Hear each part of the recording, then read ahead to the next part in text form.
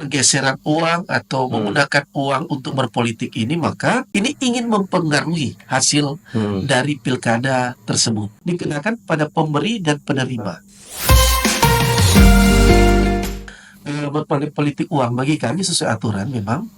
Kalau kita melihat Undang-Undang 10 2016 tentang pilkada, maupun juga ada perbaikan Undang-Undang 6 2010, maka secara khusus yang pasal 187 itu dimaknai bahwa proses bagaimana antara yang menerima dan yang memberi itu dipengaruhi, akan berpengaruh kepada hasilnya.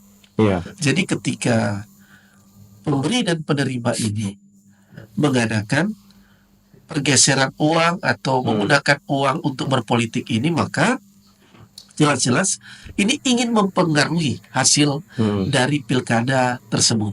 Nah, ini yang dirumuskan dalam pasal 187 itu, khususnya pasal 1A itu, bahwa nantinya itu akan dikenakan pada pemberi dan penerima. Bukan cuma mereka yang berkonsentrasi di kandidat atau pengurus parpol, lebih mendekat, atau mungkin tim sukses, tetapi siapapun warga negara yang sudah berhak memilih sampai dia memberi atau menerima dan ingin mempengaruhi hasil pilkada, maka dikategorikan money politik. Itu pengertian dari pasal 187 itu.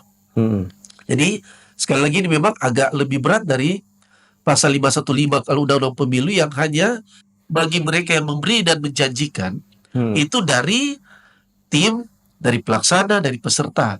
Tapi ini siapapun, bukan cuma pemberi, penerima maupun siapapun yang mengarahkan untuk mempengaruhi proses pemilu itu dengan menggunakan uang. Penggunaan uang di sini ada 3 modus, jadi uang, barang, dan janji yang ingin mempengaruhi. Jadi 3 modus itu yang kita anggap itulah politik uang. Itu